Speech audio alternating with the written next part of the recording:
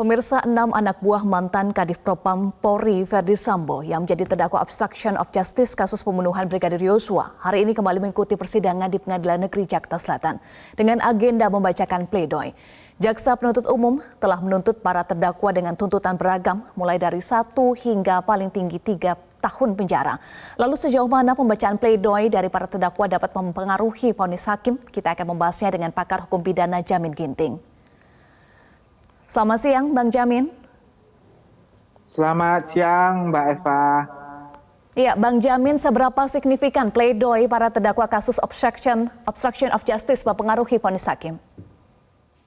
Ya, kalau kita lihat apa yang sudah dituntut oleh jaksa penuntut umum, ini lebih ringan ya, yang dibandingkan dengan surat dakwaannya yang mengacu kepada tuntutan Undang-Undang ITE pasal 48 junto 33 atau 49 junto 32 yang sanksi pidananya itu 10 dan 8 tahun begitu.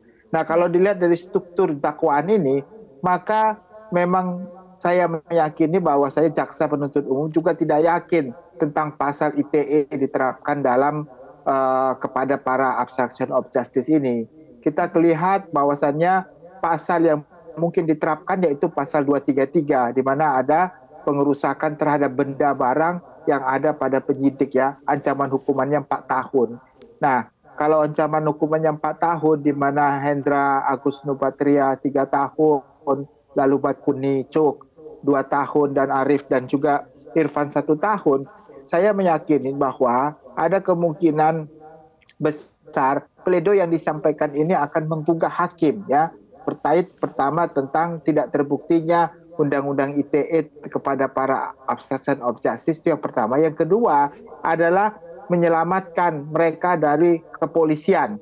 Karena dalam ketentuan Undang-Undang ASN itu, ketentuannya kalau dihukum maksimum 2 tahun kemungkinan masih bisa lagi menjabat dan diterima di kesatuan polisi. Tapi tergantung kepada banding yang sudah diputuskan PTDH ini ya.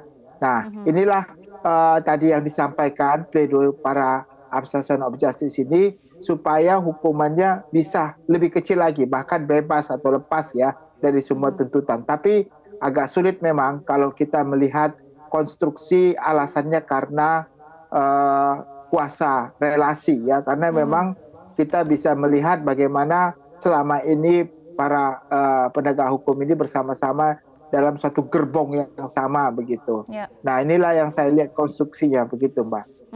Soal relasi kuasa ya, lagi-lagi ini ada disampaikan juga dalam pledoi, seberapa kuat relasi kuasa ini, dalih relasi kuasa bisa menjadi pertimbangan hakim untuk meringankan vonis?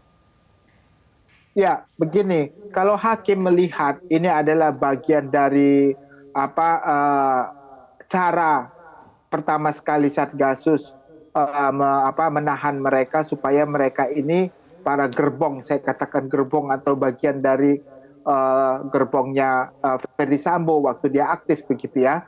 Mereka ini kan dikhawatirkan pada saat itu akan mengganggu jalannya prosedur ya pemeriksaan oleh Satgasus terhadap Verdi Sambo, sehingga orang yang kalau tidak ditahan akan banyak sekali rintangan Satgasus untuk membuktikan perbuatan Verdi Sambo ini. Nah, selain itu mereka juga ada suatu perbuatan tadi pengerusakan terhadap benda ya, bukan elektronik ya, terhadap benda rekaman CCTV. Sehingga untuk bisa menahan pada saat itu agak sulit karena kalau hanya pasal 233 4 tahun tidak bisa langsung ditahan.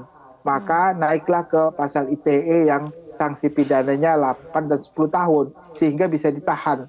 Ya kalau mereka ditahan kan tidak mengganggu ya proses Satgasus untuk melakukan penyelidikan dan penyidikan terhadap kasus Sambo sendiri.